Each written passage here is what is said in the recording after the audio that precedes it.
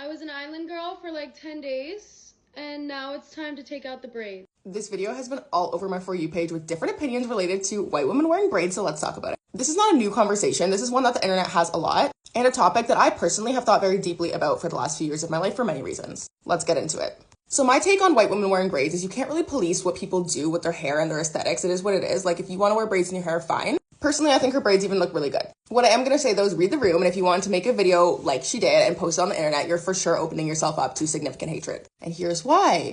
In my opinion, the issue is not her having the braids in her hair, but the way she's speaking about it with such ease and casualty, very much giving the Black community a right to be irritable. Black people have the right to be upset when a white woman comes in and is wearing braids, something that is culturally sensitive and something we do for the protection of our hair, not the style.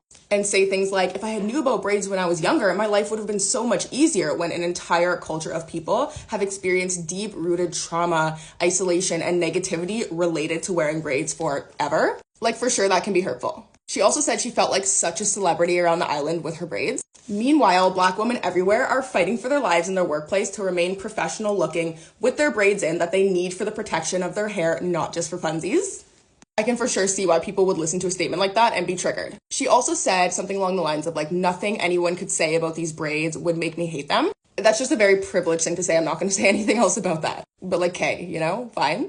The last thing I'm going to say is in relation to people telling her that her hair is going to fall out. She's got those little cornrows in and no extensions, so her hair is not going to fall out. Like, white people can cornrow back their hair.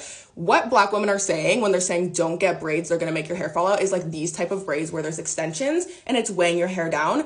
White people or people with straight or loose curly hair are not supposed to get braids with extensions that are going to weigh it down, because her hair would have fallen out in that situation. And in reality, I think those types of comments just come from a place of hurt. Black women are just like, let us have this one thing. This is a cultural thing for us. You're not supposed to have that hairstyle. It's not for your type of hair, which is the truth. But again, like, people can do whatever they want, in my opinion, with their hair. But then again, it's in the way that she was speaking about it, because she's saying that in a way that's like, my hair's not going to fall out. Like, I actually have pretty curly hair, and I'm looking like, girl, your like hair is like loose wavy. It's not curly in terms of like Black people curly hair.